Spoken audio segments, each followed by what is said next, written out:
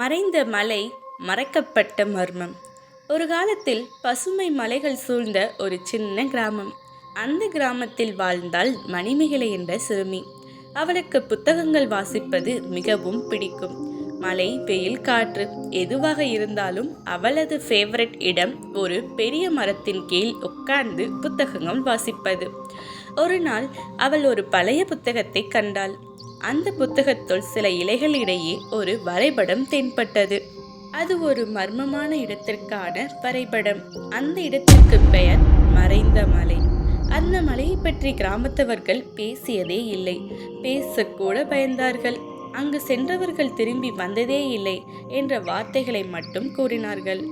ஆனால் மணிமேகலை அவ்விடத்திற்கு செல்ல வேண்டும் என்ற ஆசை. அவள் தன் பயணத்தை தொடங்கினாள். காடு, ஆறுகள், குன்றுகள் எதுவும் அவளை தீண்டவில்லை. அவள் மலையின் அடிவாரத்தை அடைந்தபோது அங்கே ஒரு பாறை வாயில் இருந்தது.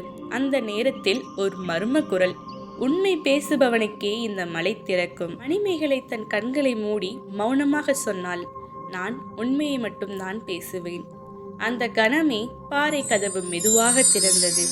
அவளது கண்முன்னே ஒரு மாய உலகம். பேசும் மரங்கள், பறக்கும் தீபங்கள், ஒளியுடன் தோன்றும் நீருற்று அதிசயமாய் இருந்தது. அப்போது வந்தார் ஒரு வயதான வியத்தகு மனிதர். அவரது கண்கள் உள்ளத்தை ஊடுருவது போல் இருந்தது. அவர் சொன்னார், நீ இங்கு அரசியாகலாம். ஆனால் நீ ஒரு பொய் கூட சொல்லக்கூடாது. இல்லையெனில் நீ இங்கு காலங்காலமாய் இந்த மலைக்குள் மாற்றி விடுவாய். மணிமேகலை சொன்னால், எனக்கு ஆட்சி செய்யலாம் வேண்டாம், உண்மையை தெரிந்தால் மட்டும் போதும். ஆனால் அவளது உள்ளத்தில் ஓர் சின்ன ஆசை இருந்தது. இந்த உலகத்திலேயே நான் இருக்க முடியுமா? அந்த சிறு பொய் அவளுக்கு தெரியாமலேயே சொல்லப்பட்டது. அந்த கணமே மாய உலகம் எல்லாம் ஒளிந்தது. அவள் விழித்தபோது அவள் ஒரு தூணாக தன்னுடைய சொந்த கிராமத்தின் கோவிலில் இருந்தாள்.